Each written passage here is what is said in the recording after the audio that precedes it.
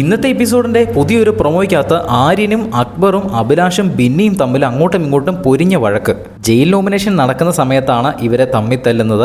ആര്യൻ നേരെ jail nominate ചെയ്യാൻ വേണ്ടിയിട്ട് വന്നിട്ട് പറയുന്നു, ഞാനും അക്ബറും ബിന്നിയൊക്കെ തമ്മിൽ ഒരു പ്ലാൻ ഉണ്ടാക്കിയിരുന്നു. ജിസേലിനെ നോമിനേറ്റ് ചെയ്ത് ജയിലിലിട്ടിട്ട് ജിസേലിന് കുറച്ച് സ്ക്രീൻ സ്പേസ് കൊടുക്കാമെന്ന് ഒരു പ്ലാൻ ഉണ്ടായിരുന്നു ഞങ്ങൾക്ക് എന്ന് ആര്യൻ എല്ലാവരുടെയും മുൻപിൽ വെച്ച് പറയുന്നു.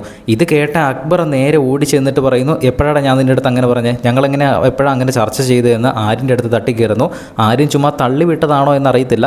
എന്തായാലും അവിടെ ഒരു മനഃപൂർവ്വം ഒരു പ്രശ്നമുണ്ടാക്കാൻ വേണ്ടി തന്നെയാണ് ആര്യൻ അങ്ങനെ പറഞ്ഞത്. ജയിൽ നോമിനേഷൻ സമയത്താണ് ഈ പ്രശ്നങ്ങളെല്ലാം നടക്കുന്നത്. ഈ ഒരു ജയിൽ നോമിനേഷനിൽ തന്നെ അനീഷ് നോമിനേറ്റ് ചെയ്യുന്നത് അനുമോളെയാണ്.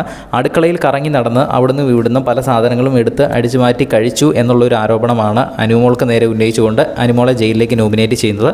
അത് കഴിഞ്ഞ് നെവിൻ വെട്ടൊന്ന് മുറി രണ്ട് എന്ന് പറയുന്ന സ്വഭാവമൊക്കെ കൊള്ളാം, പക്ഷേ അത് നോക്കിയും കണ്ടുമൊക്കെ പ്രയോഗിക്കണമെന്ന് പറഞ്ഞ ഒരാളെ നോമിനേറ്റ് ചെയ്യുന്നു. പിന്നീട് ഒനിയിൽ നോമിനേറ്റ് ചെയ്യുന്നത് ലക്ഷ്മീനെയാണ്.